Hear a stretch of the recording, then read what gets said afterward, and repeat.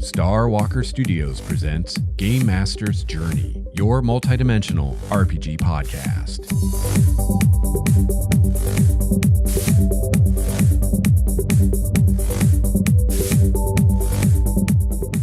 Hello, fellow gamer. Welcome to episode 167 of Game Master's Journey. I'm your host, Lex Starwalker, and on this show, we discuss the craft and the art of game mastering. I've been running RPGs for over 25 years now, and I produce this show in the hopes that you can benefit from my experience, my triumphs, and my screw-ups. I've got a great show for you today. I'm returning to my discussion of West March's campaigns with a discussion of how to set up and run one of these campaigns. And I have a feeling that this is going to be a monster episode today. There is so much to talk about when it comes to West March's campaigns, and even splitting this up into probably 3 or more episodes, it's still a lot to cover in one episode. So I'm going to do my best to get through as much of it today as I can. Real quickly, at the top of the show, I want to remind you that you can now get your hands on official Game Master's Journey t-shirts and sweatshirts and really kind of whatever you want. We have a store over on Spreadshirt, and Nikki has made quite a few designs for you to choose from, featuring logos and art from Game Master's Journey and also my adventure, The Trickster's Labyrinth. So you can find a link to our store over on Spreadshirt on our website in the show notes at starwalkerstudios.com. Also, as I just mentioned, I have an adventure, The Trickster's Labyrinth. It's a self-published adventure for D&D that is also available at starwalkerstudios.com for purchase. So I hope that you will check that out. And also, real quick, at the top of the show, I want to give a shout out and a thank you to new patron of Star Walker Studios, Miles. Thank you so much, Miles, for joining the esteemed ranks of the patrons. I really appreciate your support and patronage.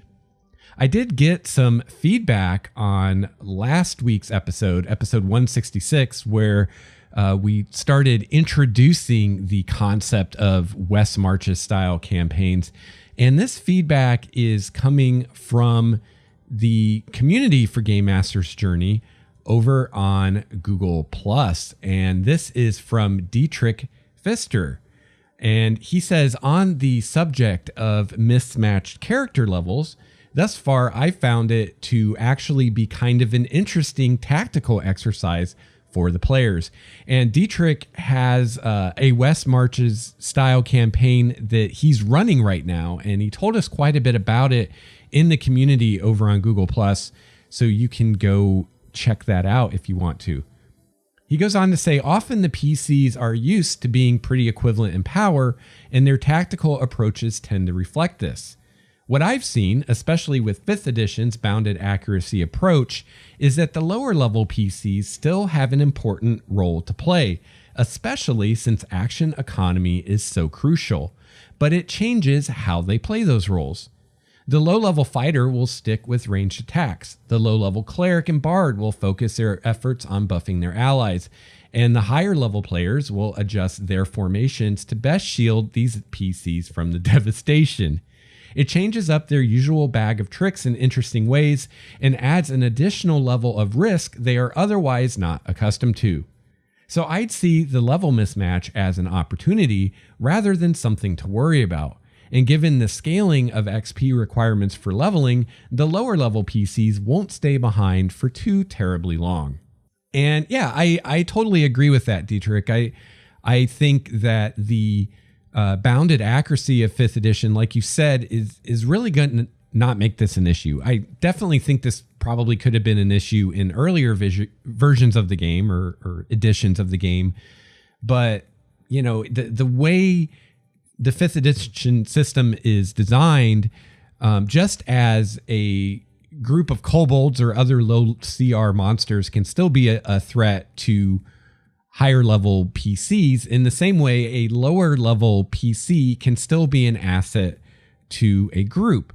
And this is because of bounded accuracy. And what we mean by that is that the spread of bonuses and armor classes that are available in the game is much smaller compared to, say, 3rd edition or other editions of D&D. So, a +1 bonus is a much bigger deal in 5th edition than it was in 3rd edition.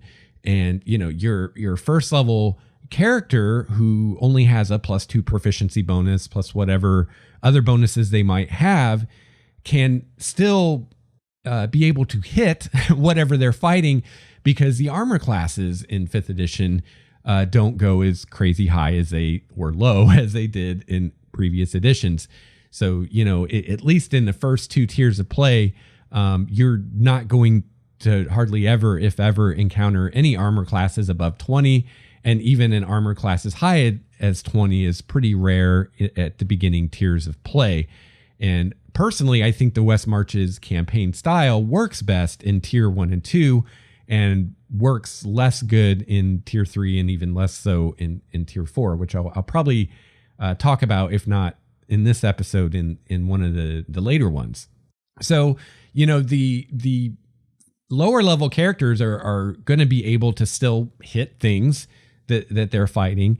The main issue is going to be that they are not going to have as many hit points, and they might not have as high of an armor class. But like Dietrich is saying here, the players can compensate for this through their tactics and positioning and things like that. And, a big theme of a West Marches campaign is at least a nod to realism and the dangers of adventuring and exploring unexplored and unmapped areas. And these dangers include things like running out of food and water, getting lost, encountering monsters out there in the wilderness that are way beyond your ability to cope with. And I would say that having one or more characters in the party that are lower level than what kind of the average is just another one of those difficulties. And it's very much in keeping with the themes of a West Marches campaign, which is really the players using cunning and tactics to overcome these difficulties, and giving a focus to scouting and reconnaissance, and, not just barging through the wilderness, but being careful and stealthy, and scouting ahead and knowing what you're getting into before you get into it. So, and a final thing I would say about this is, because the West Marches is also very much about player-directed things, whether the players are deciding when they're going to play or what they're going to do. I think this is another aspect of that, in that it's really going to be up to the players whether or not they're going to allow a given character to come with them, or whether they're going to say, sorry, but that character is too low level to go on this particular expedition with us. So that will just be yet another thing for the players to manage. So thank you so much for that feedback, Dietrich. I really appreciate it. So that's pretty much it for the West Marches relevant feedback. So without further ado, let's get to our main topic.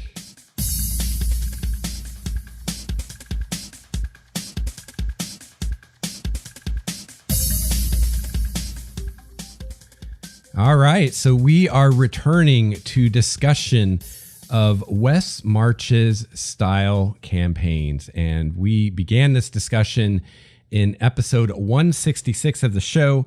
So if you're a new listener and this is your first episode of Game Master's Journey, I highly encourage you to pause this episode right now and go listen to episode 166. Christopher joined me on that episode, and we talked quite a bit about what is a West Marches campaign, what makes a West Marches campaign a West Marches campaign. So that's pretty important kind of introductory information that you'll want to know before delving into this discussion today. So today I'm going to be talking about how you actually prepare to run one of these campaigns and then how you actually go about running it. So really, to my mind, there's going to be three main aspects of preparing for the campaign. You're going to want to create a hometown or village for a home base for the player characters. You're going to want to create a map of the area. And then you're going to want to create encounter areas and encounter tables. So those are kind of the three main things to do to set up, and we'll go through these one by one.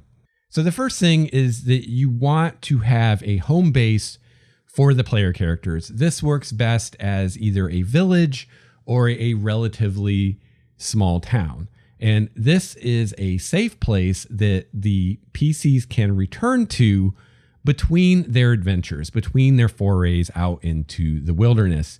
And it's a place for the player characters to exchange information with one another. Because one of the ideas behind the West Marches campaign is that you have a larger pool of players, more than you're going to have at the table for any one session. And they're all working together to explore this area. So this home base is a place where in between sessions, during downtime, the player characters can compare notes. And when a group comes back from a foray into the wilderness, presumably they go to the local gathering place, which is probably going to be an inn or a tavern, and they tell the other adventurers who didn't go on this particular expedition what they found, what they encountered. They're going to add to the map at this point, and they compare notes. And this is also where in world the characters are organizing their next expeditions, deciding where they're going to go, who's going to be involved, and all that good stuff.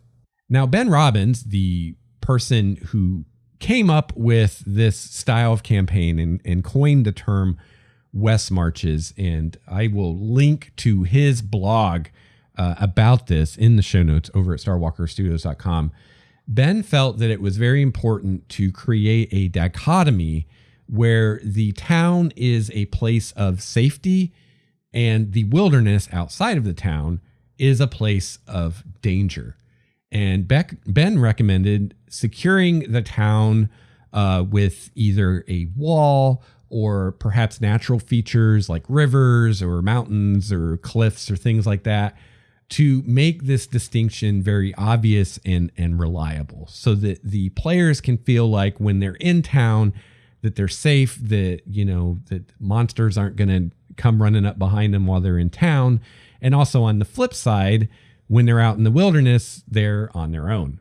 And Ben says draconian law enforcement inside the town, coupled with zero law enforcement in the wilds outside of town, also helps in this. Once you're outside of the town, you are truly on your own.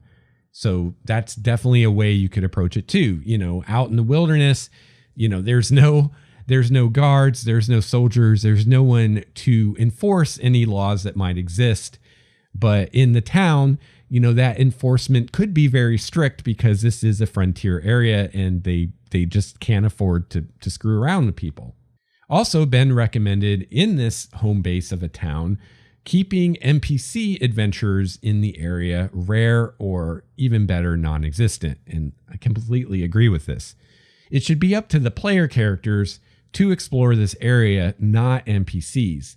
Having NPC adventures in the area make it harder to explain why the interesting things that are nearby haven't already been discovered by NPCs.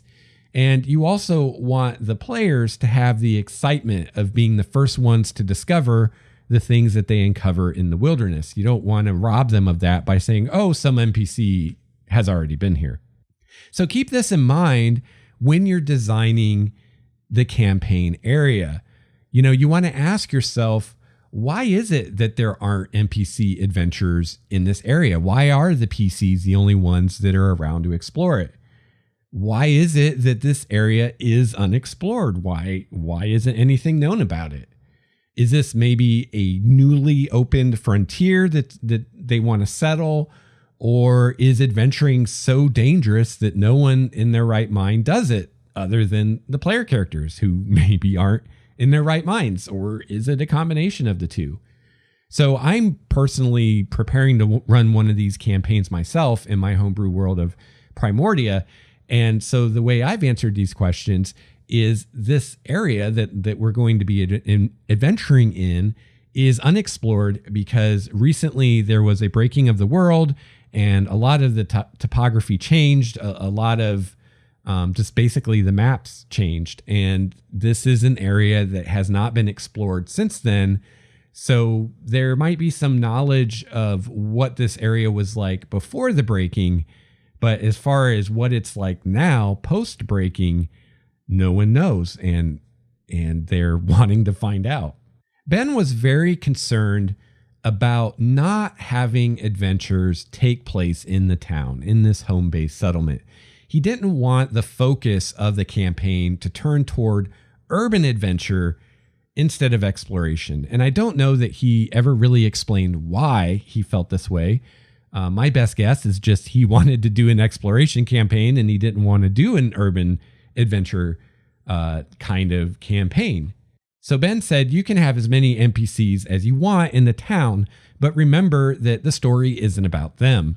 Once players start talking to town NPCs, they will have a perverse desire to stay in town and look for adventure there. Town game was a dirty word in my West Marches campaign.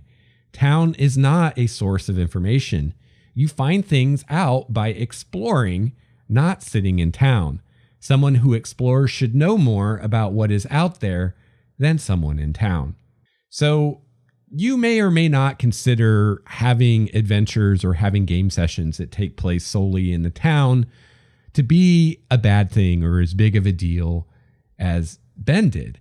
Now, personally, I think this can be a thing of degree instead of a black and white either or situation. I don't think you need to be like, there can be no adventure in town, and to avoid adventure in town, I'm not going to make interesting NPCs in town, et cetera, et cetera, et cetera. I think you can adjust that as a dial, that goes from 1 to 10, as opposed to a switch that's just on or off. You can have interesting NPCs in the town, and if you want, you can have some sessions that take place in town without all the sessions having to take place in town and without the focus of the campaign changing from one of wilderness exploration to urban adventuring. As a GM, you control everything in the world, so it really shouldn't be that hard to manage how much time the players spend in the town. And, as far as wanting the players to have to adventure to get information, well, that problem has already been solved for you by the fact that there aren't any NPC adventurers. So there is no one in the town who knows what's out there because the only people adventuring out into the wilds are player characters. So there's no one to get that information from in the town anyway. And really, in my opinion, at the end of the day, if the players are having fun, who cares? If you never leave the town, if you never leave the inn for the entire session, if the players had a good time, who cares, right? All that stuff you prepared out in the wilderness is still there. You can still use it. You've just extended the amount of game time you got out of the prep that you've already done. So I think if you want to dissuade in-town play, that you can do this very naturally because the player characters are going to tend not to earn very much, if any, XP while they're in the town.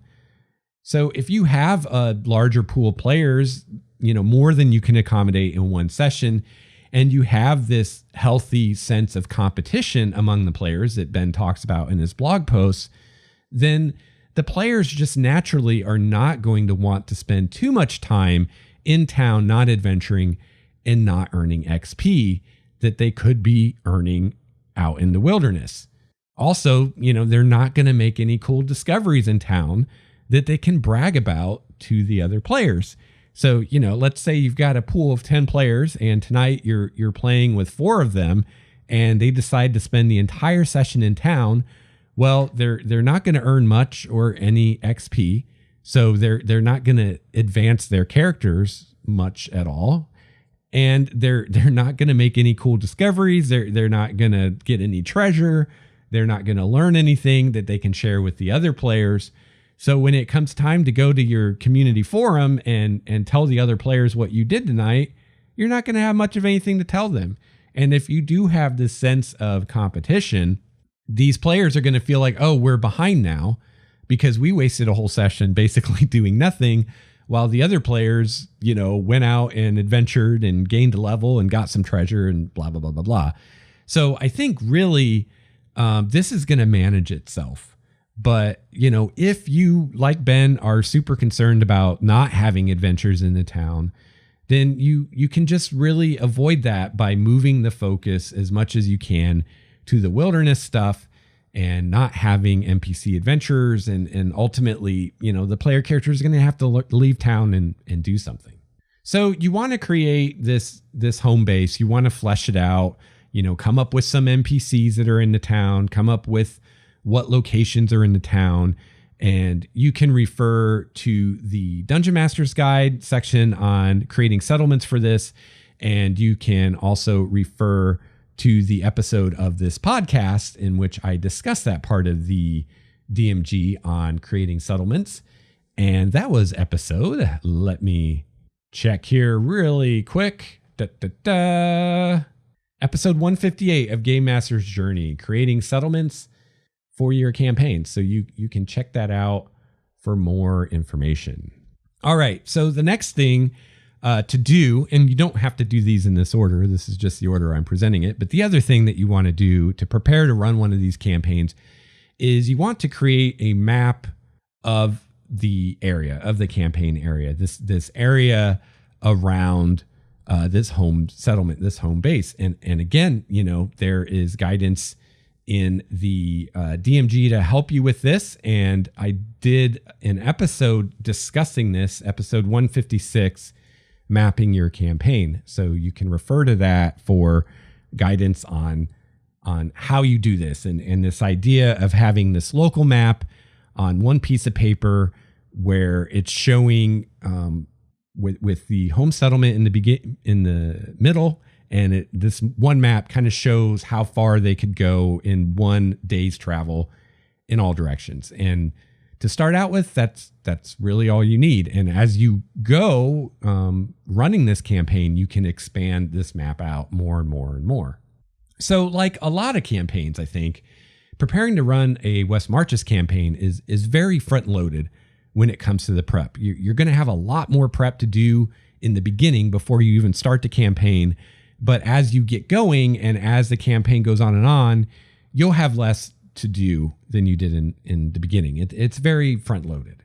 However, unlike some other campaign styles, in a West Marches campaign, you're going to very often be able to recycle a lot of the content you've prepared. Not only are you going to be able to recycle content that you prepared that you never use, like an area that the PCs never go to, but you're also going to be able to recycle content that you have used.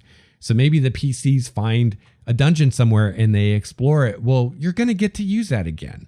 And I'll talk more about that later. So you're going to need one or more maps for this campaign. At the very least, you're going to want a map of the area that you as the GM can use as a reference. And really, you can get by with just this one map, and that's the only map you really have to have. The rest are kind of optional and icing on the cake. You should not give this map to the players or show it to them or allow them to look at it. The whole point of a West Marches campaign is for the players to explore the area and to discover what's out there. You basically negate this whole point if you just give them your GM map that already has everything on it, that's 100% accurate and to scale. It's like, why go explore? We have a map that shows us everything that's out there. And the player characters would not have that information. The whole point of this campaign is your map, your GM map that you're using as a reference does not exist in the world. The whole point of this campaign is to create the map in world that you have as a GM out of the world. You know, you're like this omniscient being that can look over the world and see everything and know right where everything is. But the people in the world, the characters, non-player characters and player characters, don't have that information. The whole point of this campaign is this is an unexplored region. Those maps don't exist. So it doesn't make any sense to give one to the players. Why would you do that? Now, you can, if you want, give the players a map, but this should not be your GM map. This should be a separate map that is just for the players, that you create for the players. The map that you give the players, unlike your GM map, is an actual in-world object. This map is a map that exists in the setting that presumably the player characters have access to. And again, if they don't have access to the map, why would you give it to them? So this could be like the tabletop map in Ben's campaign. So Ben talked about in his home base settlement, there was a tavern, and in that tavern was a large wood table that someone in the past had carved a map of the area into. And as the player characters adventured into the wilderness and discovered new things, they would come back and carve into this tabletop and add to the map. And this was the communal map that all the player characters adventuring in the area had access to. So you can do something similar like that for your campaign. So the PCs go out into the wilderness, they have adventures, they discover things, and then they come back to town and they add to this communal map. It could be a map carved into a tabletop. It could be a map on the wall of the tavern, or whatever you want it to be. Now, you know, this is a map that exists in the town. It's a map that all the player characters should be able to have access to and add to. So, you know, by definition, it's not a map they can take with them when they go out in the wilderness. So you could either say that they can make copies, you know, assuming the player characters have that ability and have the supplies to do that, then they, you know, each party could make a copy of the map that they take with them, or they might just have to rely on their memory of the map that they've studied in town when they go out. And you know, if you're going that route, you can have them make checks to see how well they remember information from that map. But keep in mind that this in-world map that you're showing to the players is a map created by NPCs in the world, and it's not accurate. It's not reliable because, you know, these adventurers aren't out there with GPS. You know, they can't take accurate measurements and know exactly how many miles it is from A to B and things like that. And they can't have a bird's eye view of the landscape to draw the topography and things like that. So just even with a professional cartographer traveling with the PCs and the best supplies and everything, there's just going to be errors. It's going to be unavoidable. And then, you know, if the PCs are not rolling well on their checks to notice the details and put it on the map, then those inaccuracies will get even greater. So a great way to start one of these campaigns, a great way to get it off the ground, is in the first session to give the players a treasure map. And this basically is a very crude map. It's not the entire map. It's just a crude map that shows the home base and shows one or maybe a few, 2 or 3 possible adventure locations nearby. And it could be an actual map that you give the PCs that's drawn out that some NPC made that, you know, okay, here we've got the town and off to the east, there's a fairy forest. Off to the north, there's, you know, the volcano, and off to the south is this thing or whatever. So it could be an actual map that you give them, or it could just be verbal information. Like they talk to people in the town and they tell them, oh, you know, a day's march to the east is a fairy forest, and, you know, 3 days march to the north is a volcano. And, you know, so you don't have to give them an actual map. It could just be you giving them verbal descriptions that NPCs give them, and then maybe the PCs or the players draw that as some kind of map, or maybe they don't. That'd be up to them. So this treasure map gives the PCs a direction for that first session, because you've given them maybe just one or maybe a few possible places they can go that sound interesting, that chances are good there'll be some adventure there. And it gives them, somewhere to go to start with. And then they can pick one of those and they're off. And not only does that give them better direction than giving them a map with 20 options on it and lessen the time it will take them to decide which they're going to do, it also makes it easier for you to prepare for that first session, because, for the most part, the possibilities are whatever you give them. So if there's only one location on the map, then that's probably where they're going to go, and you've already prepared that. Or if there's 3 locations, then you only have to have 3 adventure areas prepared for that first session.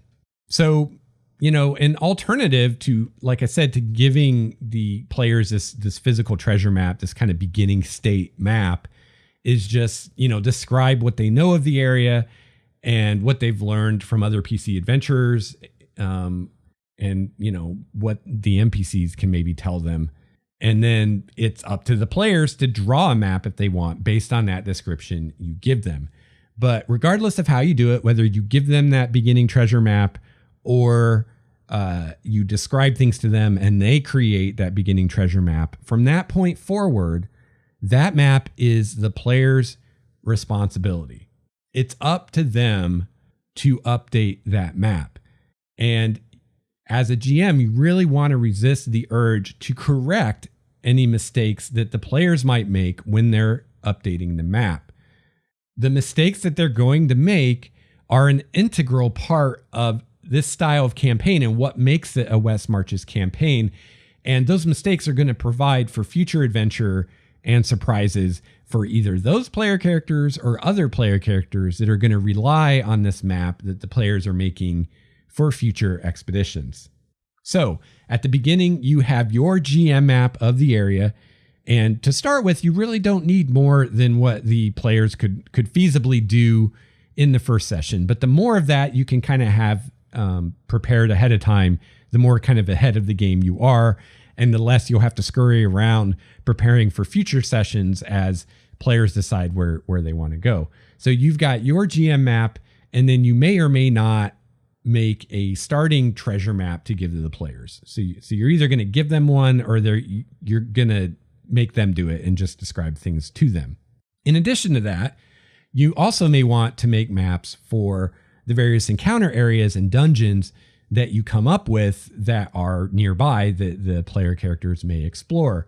Again, these maps are there for your reference and are not maps that should be shown to the players, because again, it's their responsibility to make maps. That's part of what they're doing in the West Marches is mapping the area. And that includes any dungeons or anything else that they might find.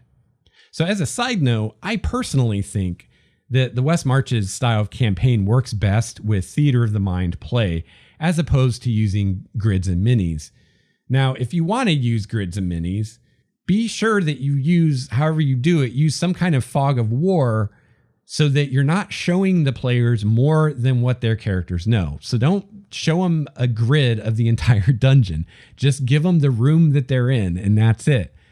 But, if you do that, just understand that you're kind of missing the point of this campaign. The point is for the players to be responsible for the mapping the area, mapping encounters, all that stuff. And you're completely defeating that if you're giving them battle maps, because now they have accurate maps of this dungeon that you gave them that their characters did not create. And so there goes any chances for mistakes or inaccuracies or things that they missed or anything like that. And, you're kind of missing the point. Also, as in any game that you run, not just West Marches, the time that it takes to set up these maps and the minis is time taking away from your gaming. And also, you're going to be giving the players a tell as far as when they're doing something you planned or not, right? If every time there's an encounter or every time they enter a dungeon or whatever, you always have grids and minis and battle maps ready, If they suddenly go into a place and you don't have that, then the players know that, they're off book, they're off script. They've done something that you didn't anticipate or you didn't plan for. And I don't know about you, but as a GM, I like to avoid tells like that. I don't want the players seeing behind the curtain in that way. It just destroys immersion and suspension of disbelief. You don't want to show that kind of thing to the players. All right, so regarding these different encounter areas or dungeons that the players can discover, Ben says, I could pour tons of detail into wilderness maps because I knew characters would be returning to those areas frequently. So again, this is the front-loaded aspect of the campaign. It's like, yeah, you got to make this wilderness map, this area map to begin with for you, the GM, and that's going to take some time, but you're going to be using it through the whole campaign. Even after some players had mostly explored a region, they still had to trek through it to get to farther away areas. Plus, since there were lots of players, there was always someone going to an area for the first time. Lots of return on investment. And that's, I think, one of the strong points of this style of campaign is you do get to reuse stuff a lot more, I think, than you do in a lot of campaigns. Interior maps of dungeons, ruins, etc. were also a very good investment because even if a party came through and wiped out all the creatures, the floor plan's not going to change. If the players come back a season later and explore the dungeon again, or another group of players does, who knows what will have taken up residence in the meantime. Wipe out the entrenched kobolds, and next spring, the molds and fungi that were a minor hazard before have spread into whole colonies of mushroom warriors. Drive the pirates out of the sunken fort, and its lonely halls become the hunting ground for the fishy devils from the sea. Or maybe the whole place is just empty. These evolving dungeons were a key feature of the West Marches. So that's really awesome when you think about it, So you could create a dungeon and you stock it with monsters and you come up with its story and all that good stuff. The players come, they adventure through it, maybe they kill everything, maybe they don't, and then they leave. And in most campaigns, that'd be the end of the story, right? But in a West Marches campaign, especially if you're using a pool of players and having multiple groups, another group of players might want to come check this place out too. Or maybe the original group of players will want to come back someday. And you're also going to encourage this using another technique that I'll explain here in a minute. So you're going to have players coming back to this dungeon again at some point in the future, probably.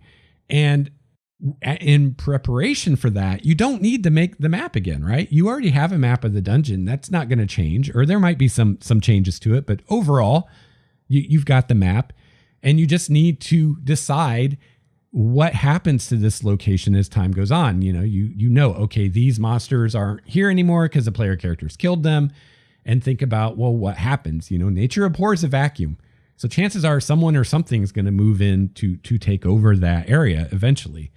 And the next time the player characters come here, it's mostly the same floor plan, but they could have very different encounters than they did the last time. Ben also recommended that when you're designing your dungeons and your encounter areas, that you design them with treasure rooms or locked rooms or pockets of danger that are of a higher threat than the other things in the dungeon.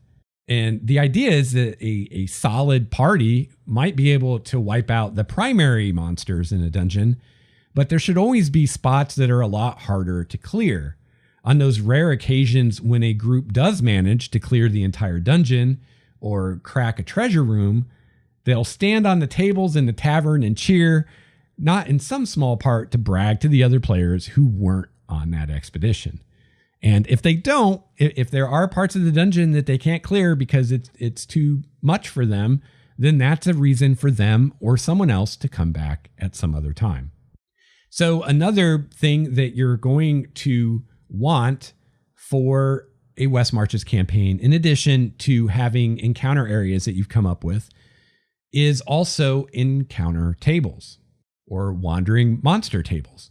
And these are tables that you create for different areas in the area that you can use to generate encounters, whether you're doing that randomly or you're using that to populate a hex or whatever.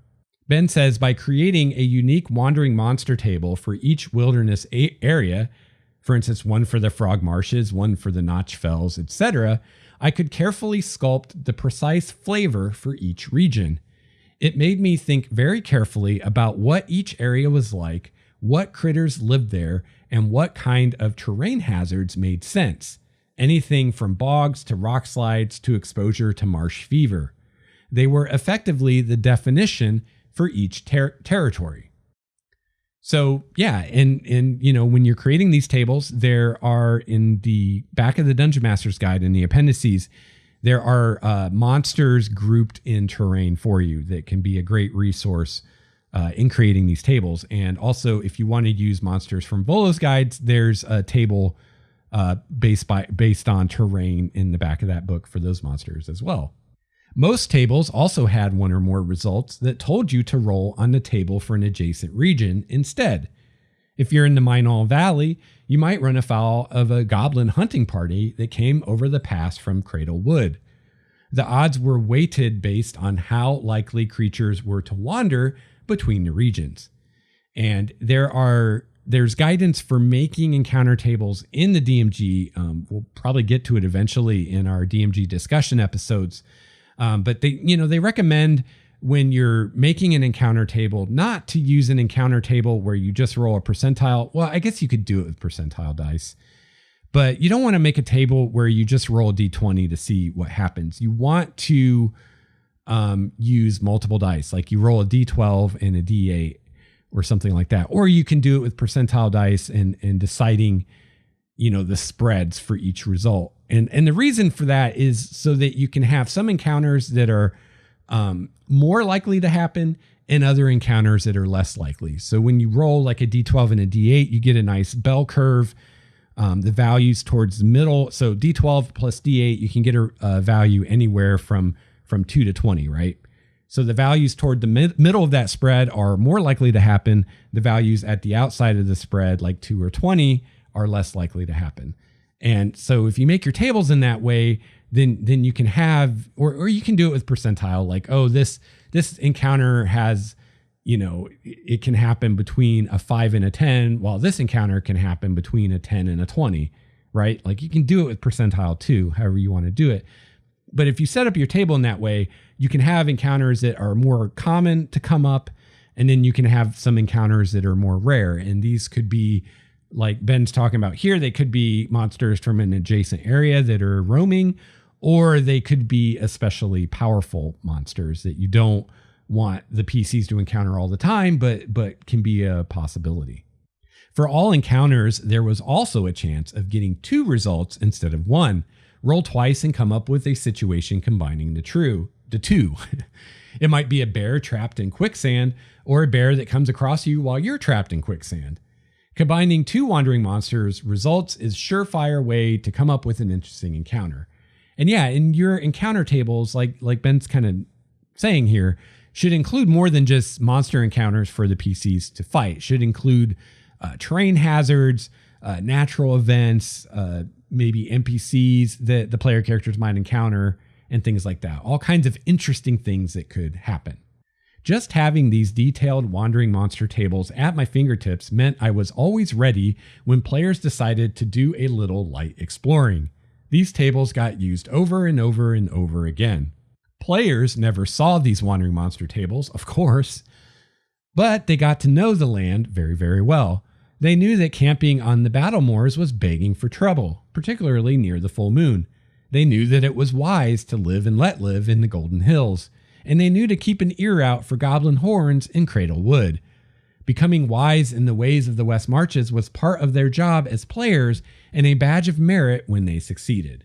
So, that's a great point. You're never going to show these tables to the players, but as they get experience in the area, they're going to, through their experiences, piece together what types of monsters they tend to encounter in different areas.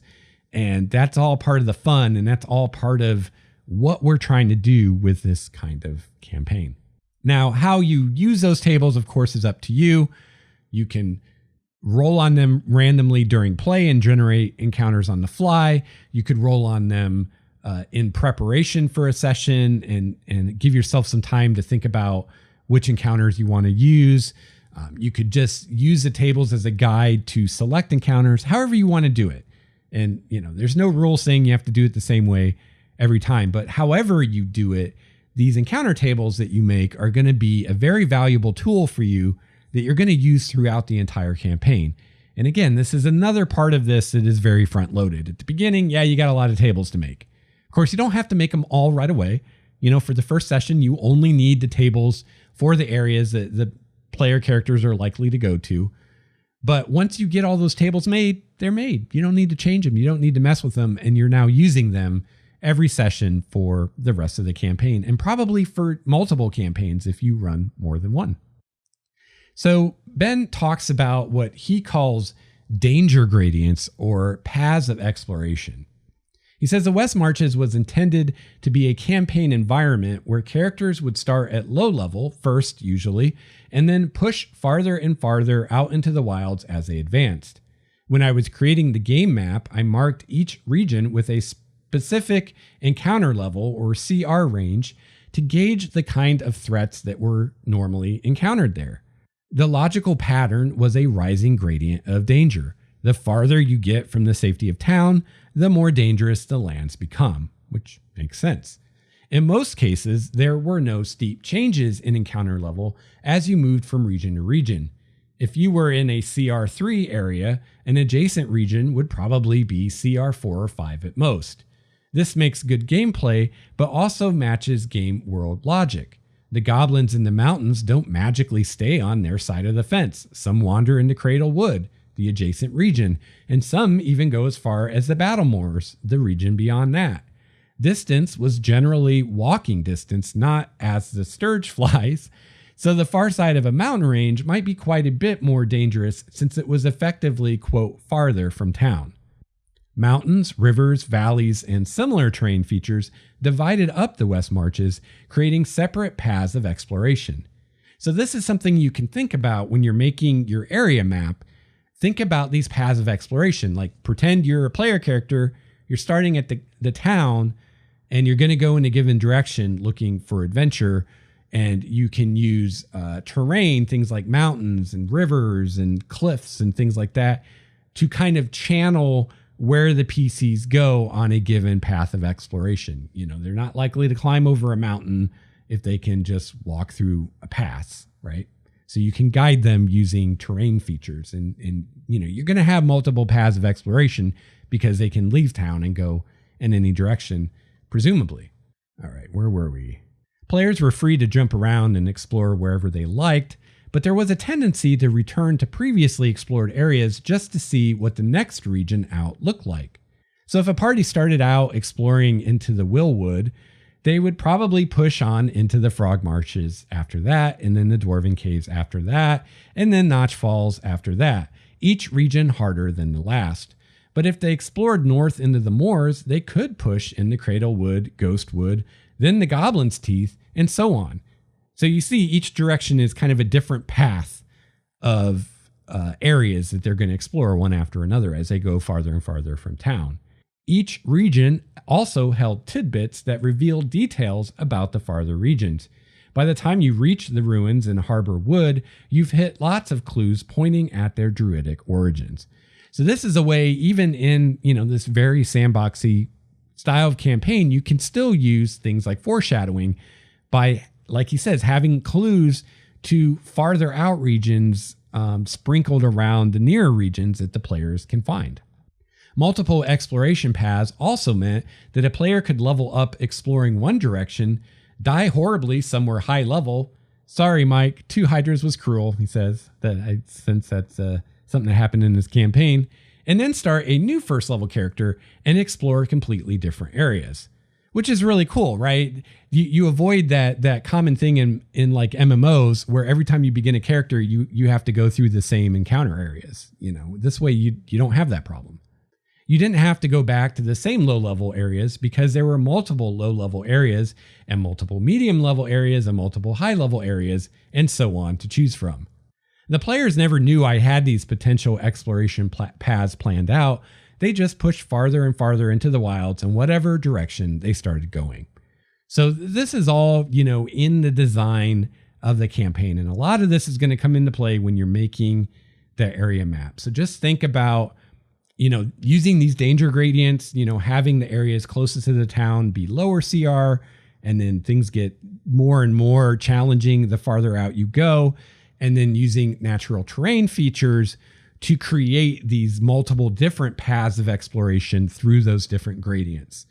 So that way, depending, do you leave town and go north, south, east, or west, will result in very different experiences that you might have. So the next thing Ben talks about in his blogs is what he calls danger pockets. And this is getting back to what we talked about a little bit when we were talking about encounter areas and dungeons and having tougher nuts to crack within them.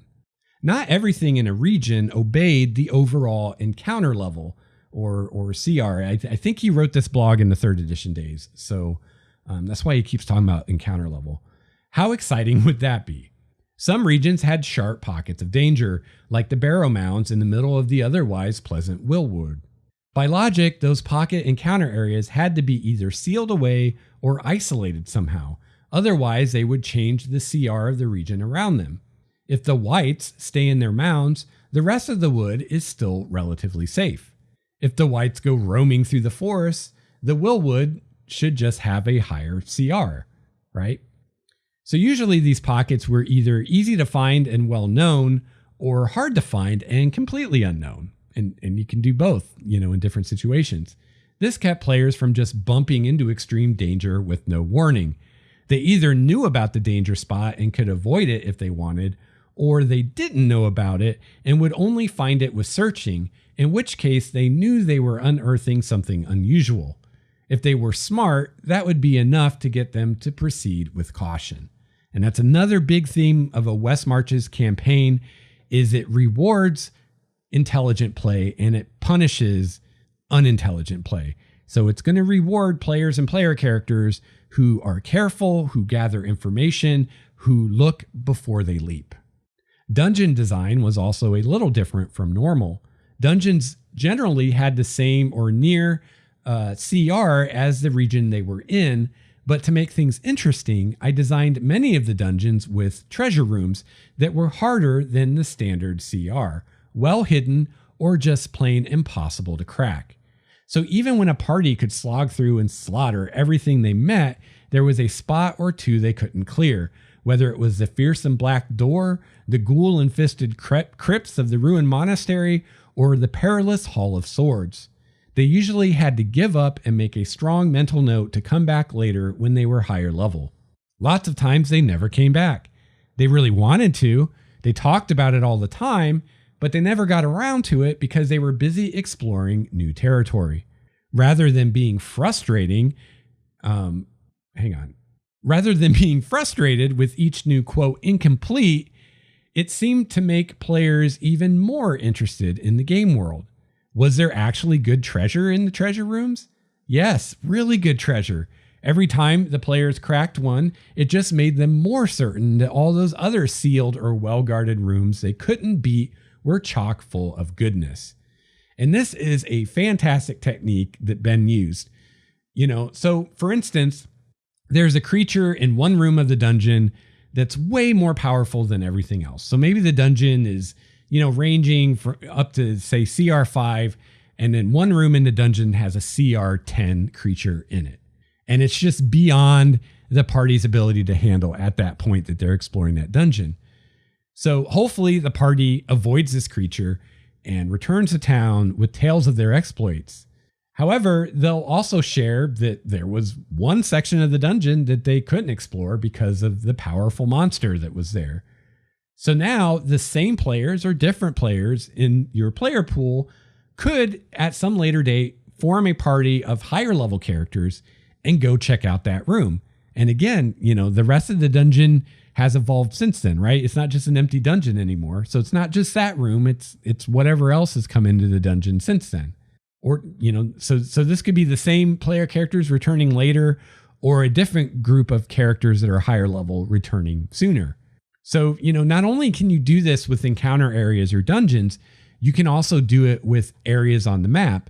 So, you might determine that this area closest to town is only populated with up to CR3 monsters, but there could be a single or a few monsters in the area that are much higher CR, like maybe some kind of apex predator.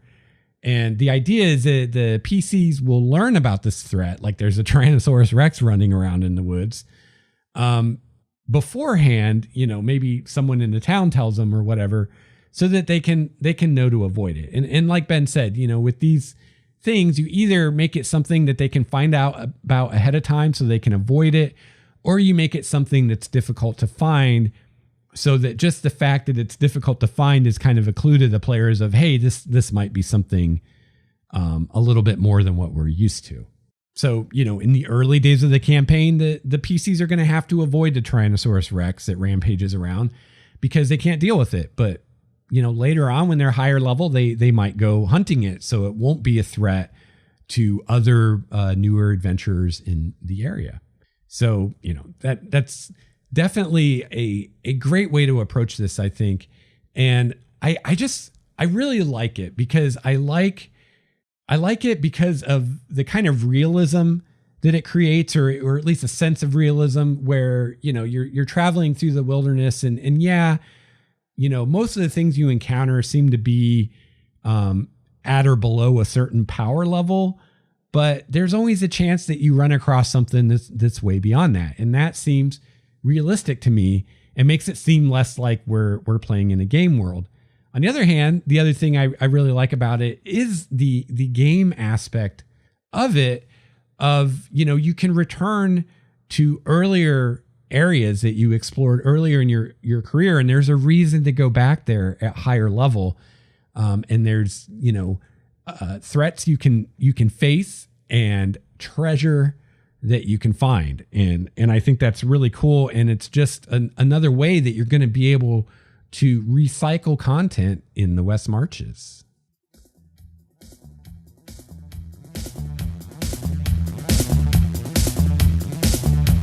This is Shane from the Total Party Thrill podcast, and you're listening to Lex Starwalker on Game Master's Journey. I want to take a minute to give a quick shout out to the patrons of Starwalker Studios. The support of the patrons makes this show possible. If you enjoy Game Master's Journey and you'd like to give a little back, becoming a patron is a great way to do so. It's because of the patrons that all the listeners of Game Master's Journey enjoy a bonus episode every month, as well as the Game Master's Journey live stream. I'd also like to give a huge shout out and thank you to my Tier 5 patron, Steve. Let's hear it for Steve. Yeah. Yes. You the man. Thank you so much, Steve. And thank you to all the patrons. You can find out more about becoming a patron by clicking on the Patreon button at the top of the show notes at starwalkerstudios.com.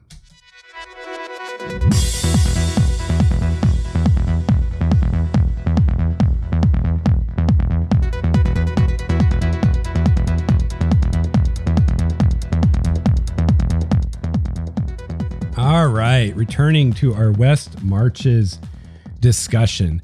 So we've talked about how you can set up a West Marches campaign. So now let's start talking about how you would actually go about running one of these bad boys. So one piece of advice that Ben gave as far as how to approach running the game at the table is as the GM to appear passive. So the world may be active, but you, the GM, should appear to be passive. You're not killing the party. The dire wolf is. It's not you, it's the world. Encourage the players to take action, but leave the choices up to them. Rolling dice in the open helps a lot with this. So that's a way you could approach it.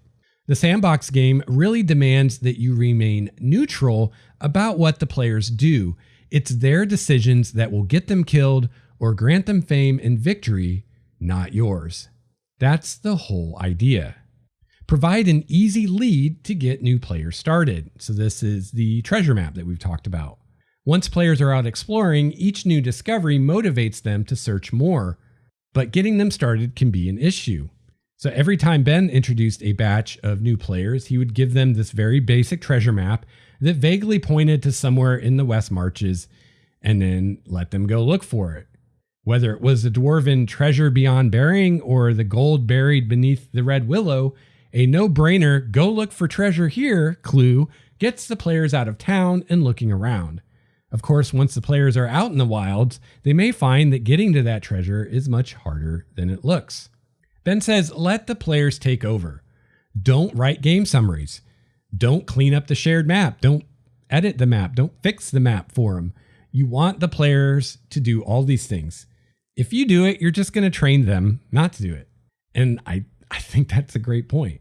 He also says competition is what it's all about.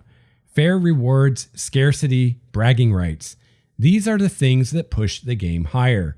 You could have a solo West Marches game with just one group doing all the exploring, and it would probably be a fun and pleasant affair, but it's nothing compared to the frenzy you'll see when players know other players are out there finding secrets and taking treasure that they could be getting, if only they got their butts out of the tavern.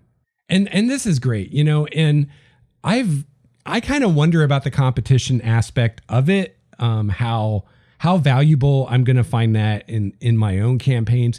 But I think definitely if you have a pool of players more than what you can accommodate at the table, that this feeling of competition is going to be really cool and is going to be a fun aspect of this campaign. It's going to make it different than other things you've played. Because again, it's up to the players when they get together, when they play, how often they play, and what they do. So you could have one player that plays every week, maybe plays multiple times a week. Anytime this player is in a party, he's very motivated to get everybody out in the wilderness doing stuff. So they tend to find a lot of treasure. They tend to earn a lot of XP. And this player's character is gaining levels very steadily. You may have another player who, for whatever reason, doesn't play as often. Maybe he only plays once a week or once every other week or once a month or whatever. And maybe when he plays, he's not super motivated. And maybe some of their sessions, they never leave town. So this player character is not gaining levels as quickly.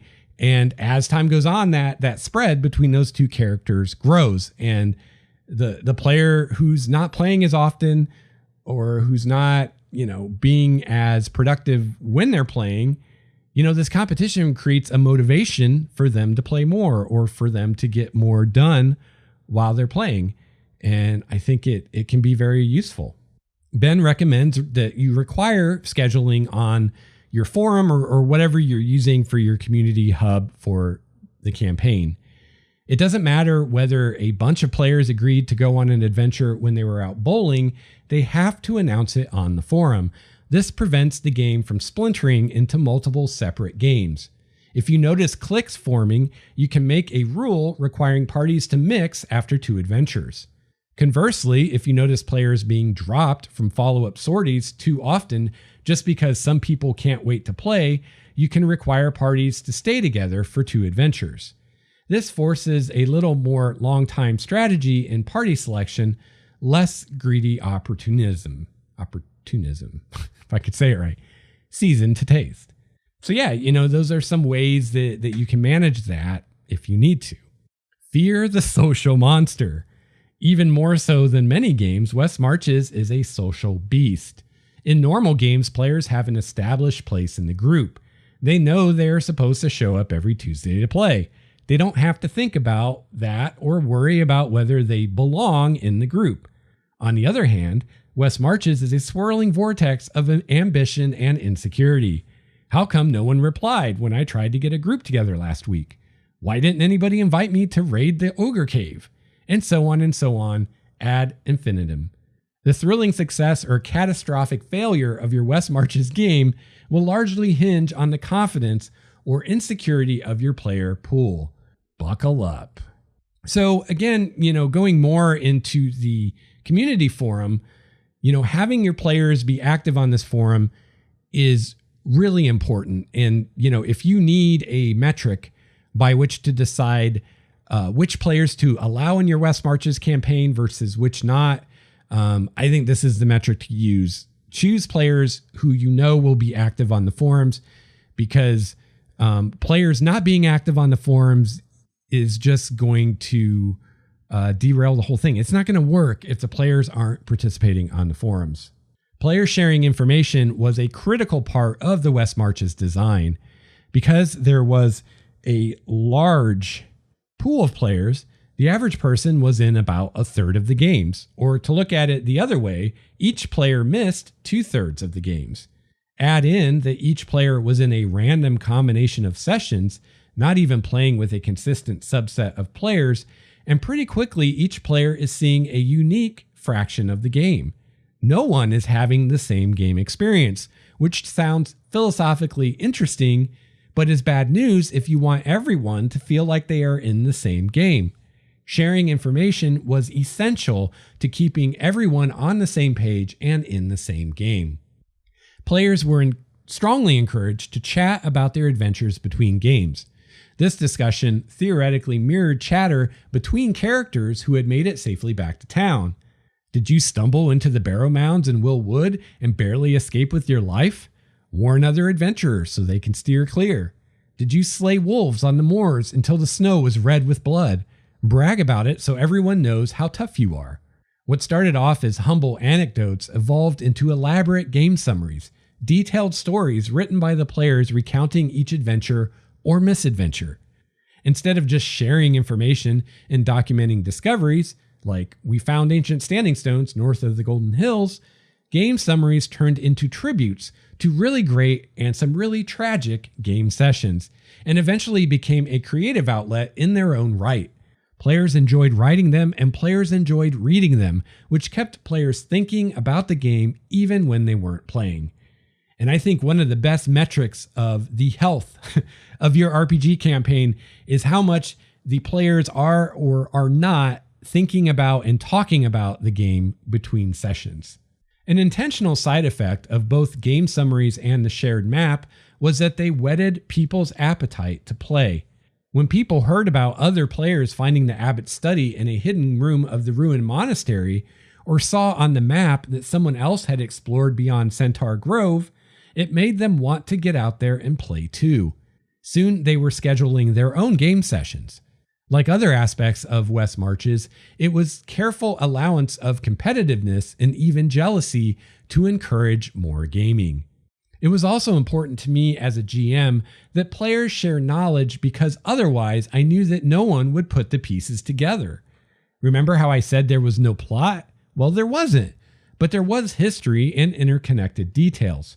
Tidbits found in one place could shed light elsewhere. Instead of just being interesting detail, these clues lead to concrete discoveries if you pay attention. If you deciphered the runes in the depths of the dwarven mines, you could learn that the exiles established another hidden fortress in the valleys to the north. Now go look for it. Or maybe you'll learn how to get past the black door or figure out what a treasure beyond bearing actually is. Put together the small clues hidden all across the map, and you can uncover the big scores, the secret bonus levels. So that's really awesome stuff. And honestly, I feel like Ben's blog really speaks for itself here, which is why I pretty much quoted it to you. You know, the forum or whatever you're using for your community hub is the hub of the campaign. Your campaign will make it or break it, succeed or fail, based on how well that's implemented and how well the players use it. So, you know, you really want to think about that as you're recruiting players and as you're planning the campaign and as you're explaining the campaign to players. And, you know, I would make this very clear to players before they agree to play in the campaign and before you agree to let them play in the campaign. Let them know that, you know, a big part of this is this participation in the community hub. And if they're not willing to do that, or they're not able to do that, this probably isn't a good fit for them. On the other hand, you're going to have players where this is their bread and butter. And I've had players like this in my games. Nathan, who played in my Tyranny of Dragons campaign, would probably eat something like this up, because he always was coming up with detailed backstories for his characters and all kinds of stuff. And, a player like that is going to love this and is going to love recounting their party's adventures to the larger community. And it's going to be awesome. So you really want to focus on getting players like that, as opposed to the players that you never hear from in between game sessions. They're not the great players to have in a campaign like this. All right, so another important aspect of a West Marches campaign that makes it different than a lot of other campaigns you might run or play is that in a West Marches campaign, logistics really matters. And this is yet another way that this is a very old school kind of campaign, because in more modern RPGs and in modern iterations of D&D, logistics have become less and less of something that the games concern themselves with. And a lot of games don't even worry about things like ammunition or food and water or things like that. But in a West Marches campaign, you do want to worry about those things. So a big conflict in West Marches adventures is humans versus nature.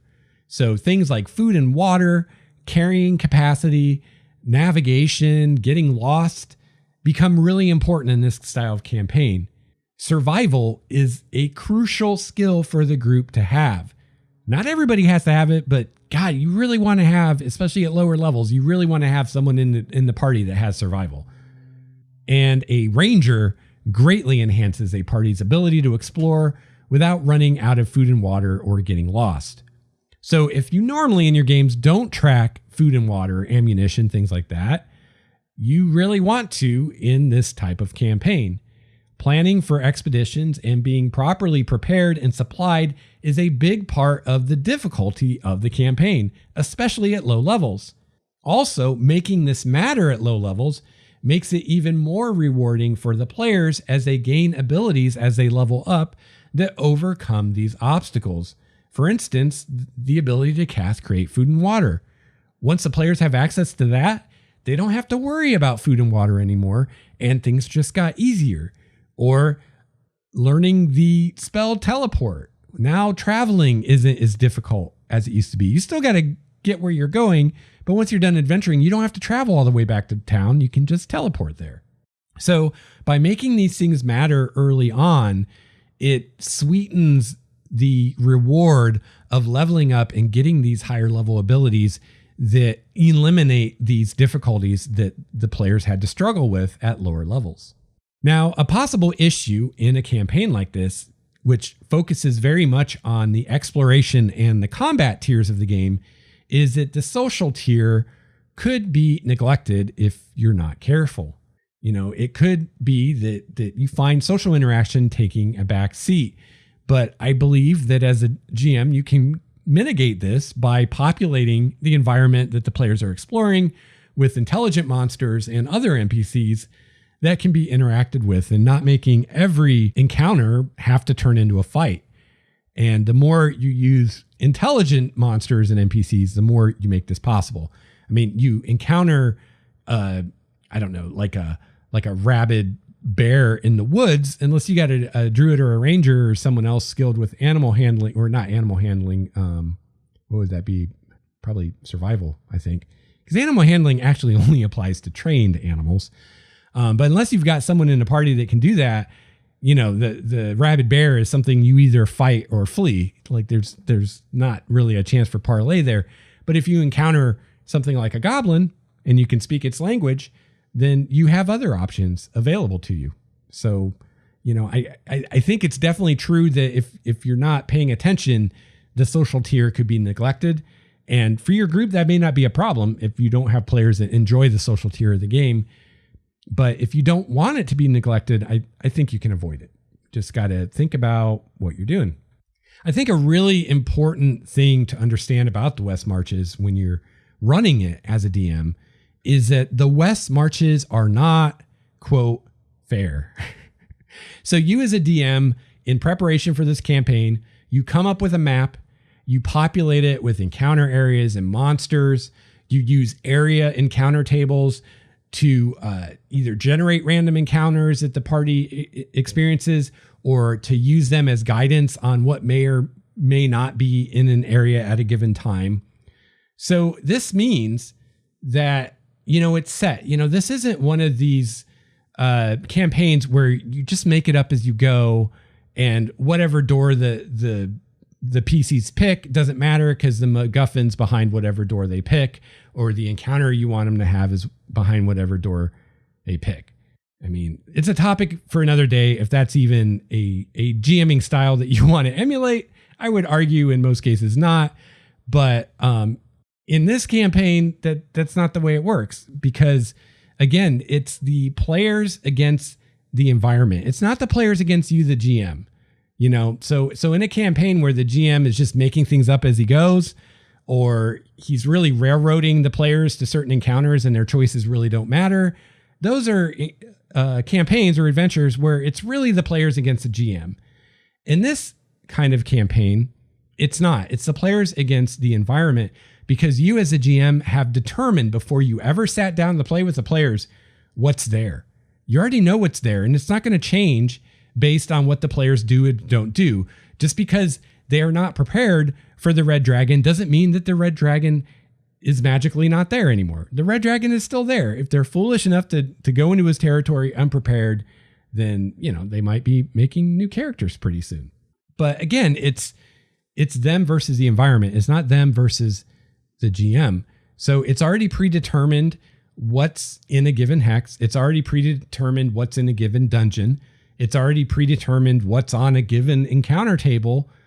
And that, once the game starts, that's now out of your hands. And so if they go into the dungeon and they go into the secret room that has a really powerful monster in it and they can't escape and they die, that's on the players. It's not on you as a GM. They were defeated by the encounter. They were defeated by the environment. They weren't defeated by the DM. And you might say that's semantics, but I think it's a really important distinction, and it's going to make a real change in the feel of this style of campaign, both from the player side of the table and from the GM side of the table.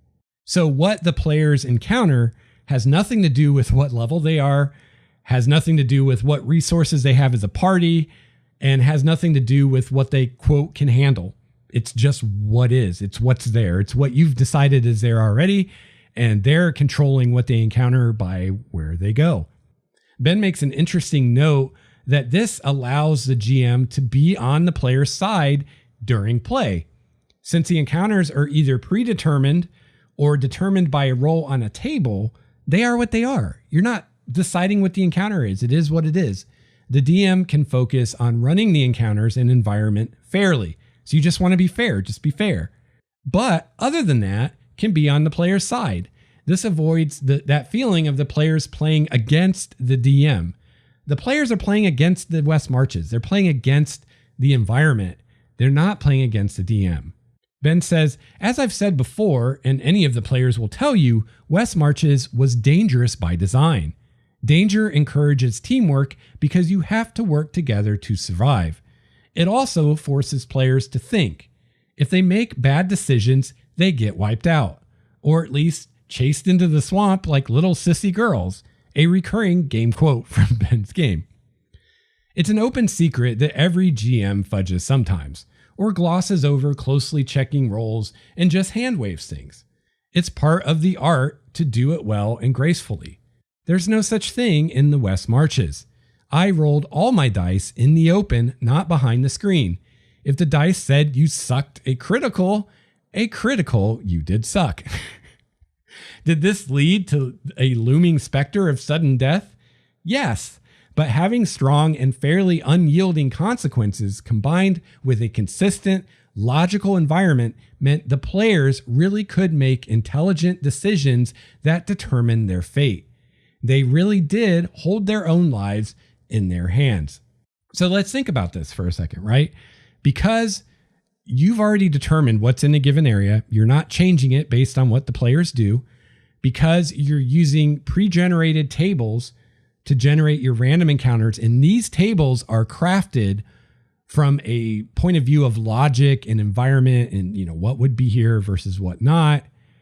There is a logic. There's an internal consistency to what the players are experiencing, and they can figure that out and they can use that to make better decisions.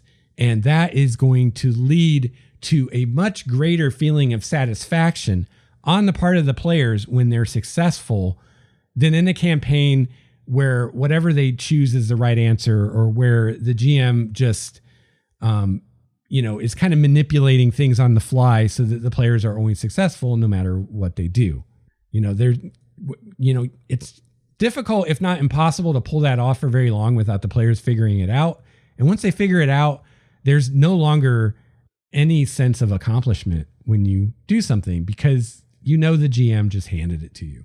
So Ben says, of course, for this all to work, the sandbox has to be built with internal logic and consistency that the players can decipher. So that's why, you really want to think about what you're doing when you're designing the map and those encounter tables so that everything makes sense, so that as the players are experiencing this, they can start to make deductions and inferences, and those are going to hold up because there is that internal consistencies. So players and their characters are going to need to develop important skills like stealth and threat assessment, as well as endeavoring to be as well informed as possible, for instance, by communicating with the other players on the forum. Ben says, an interesting side effect was that the West Marches put me, the GM, in a more neutral position. I wasn't playing any scheming NPCs or clever plots, so I wasn't portraying intelligent opposition and didn't have any ulterior motives. The environment was already set, so instead of making up challenges that matched the party, I was just dutifully reporting what they found wherever they went. When I rolled, I would freely tell the players what bonuses or target numbers they were up against, so the players looked at the dice to see the result, not me. In many of the West Marches games, it really felt like the PCs versus the world, with me as an impartial observer. The players didn't see my hand, just the game world, which is about the most any GM can hope for. And this is another aspect of the West Marches. It's really appealing to me personally, and that I'm really excited about experiencing as I run my own West Marches campaign, because this is very much how I like to approach a game as a GM. I like to be neutral. I like to be fair. And I like the success or failure of the players to be really based on what they do and the luck of the dice, and not on my whim as a GM. And this style of campaign, this framework, really, sets it up that you can do that. And, I think his idea of rolling in the open is a really good one. And, like kind of Christopher and I talked about last week, you just want to think about that, because there are consequences either way. If you roll out in the open all the time, it's going to be a deadlier campaign, because if a critical is going to kill a player character, you can't fudge it and say it was a normal hit, or fudge the amount of damage it did, because it's all out there in front of everybody. So there's going to be no possibility of you fudging things to prevent character death and things like that. So, that's fine. You just want to know that that's what you're getting yourself into. Where on the other hand, if you roll behind a screen sometimes or all the times, then you do leave yourself that little bit of wiggle room where you can fudge things if you need to. You have a little bit more narrative control in that way, but it also might take away a little bit of that sense of you being neutral and impartial, because the players don't know if or when you're fudging or not, right? So the players might perceive you as being partial, either against them or for them, if they think that you're fudging.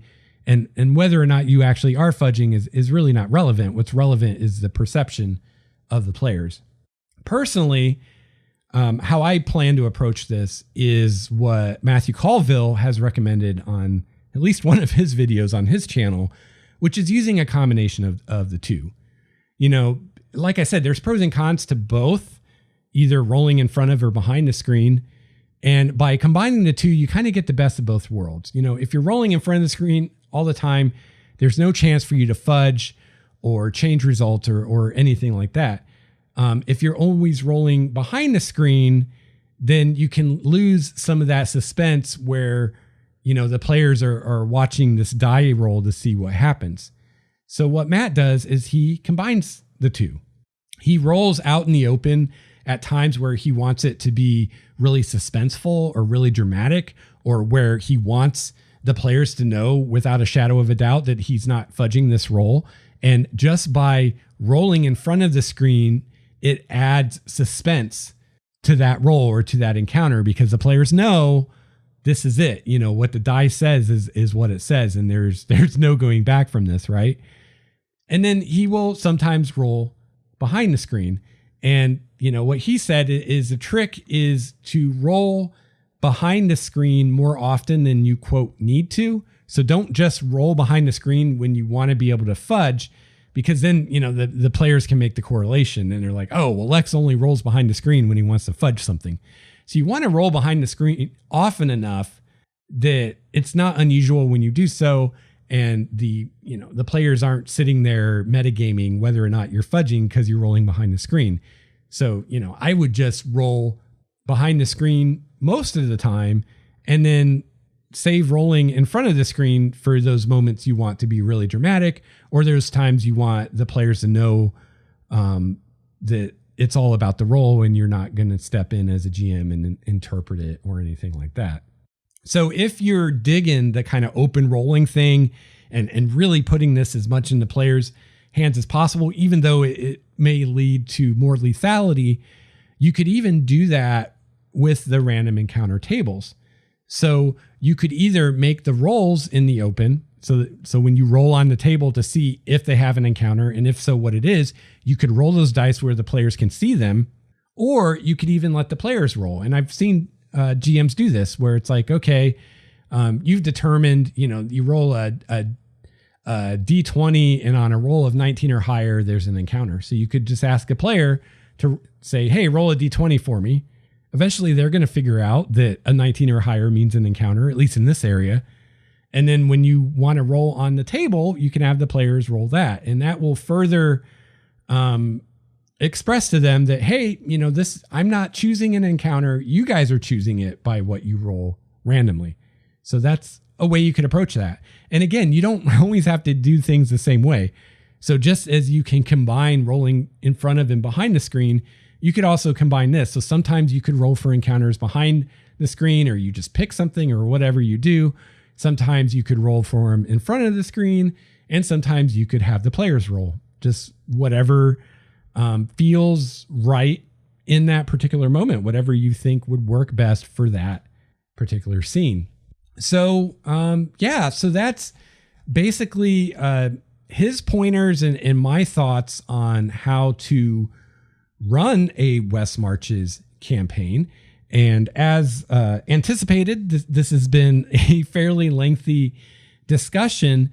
So in the next part of the series, I'm going to start talking about different ways that you might kind of change things up a bit with this. Different variants you might try, different ways you could tweak this formula to get the West Marches experience, in general, but to more tailor it to what you want to do in your particular campaign.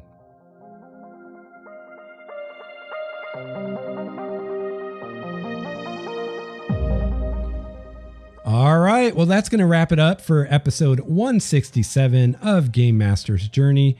If you would like to get a hold of me, please visit the website, starwalkerstudios.com. There you can find my email address, Twitter, Google+, Facebook, Pinterest, YouTube, and the Game Master's Journey voicemail number where you can call and leave me a message. If your question or feedback is entertaining or enlightening or both, you might even hear your message on the show. If you have any questions, feedback, or suggestions for future topics, I would love to hear from you. You can also find a link to the Game Master's Journey community where you can share ideas with other listener GMs.